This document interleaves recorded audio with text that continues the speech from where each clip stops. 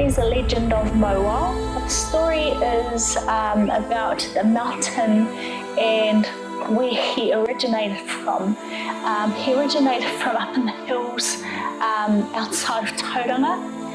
He was situated in between two other mountains. One was called Otane Wainuku and the other one was called Puwhenua. Moa was what we call a pononga or slave mountain back in those days, servant. Being so closely related or situated to Puwhenua, he naturally fell deeply in love with her.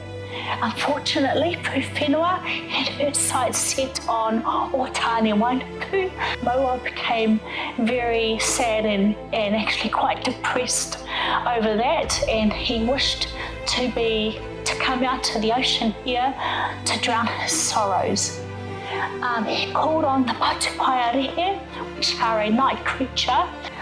The Patupaiarehe came in the night, being night creatures.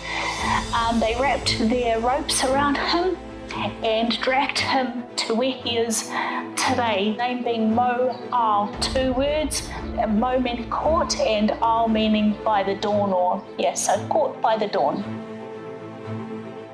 I think a lot of our community, as well as myself, really see Moa as a cultural hub.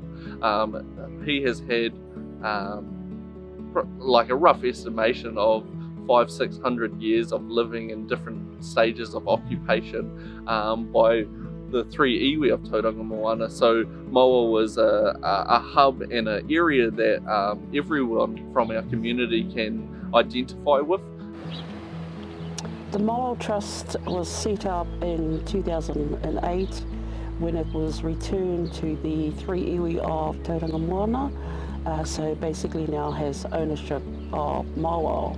However, we look at it differently. It's not so much as having ownership, but having guardianship of the care of Moa. So that really is the purpose of the trust, is to ensure that the guardianship of Moa is taken care of.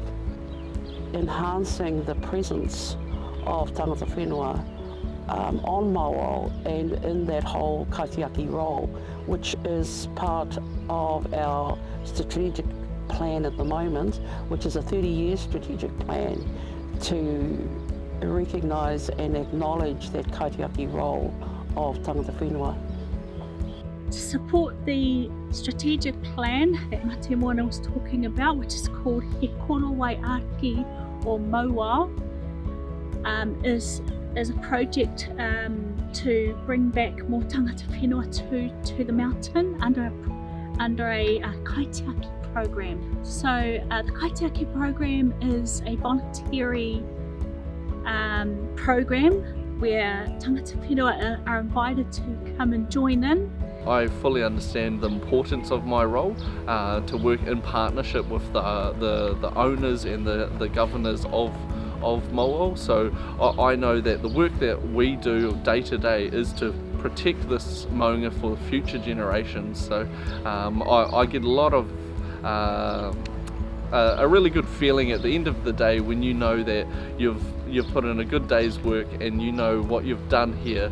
Our future generations are going to really enjoy it and thrive from it. So yeah.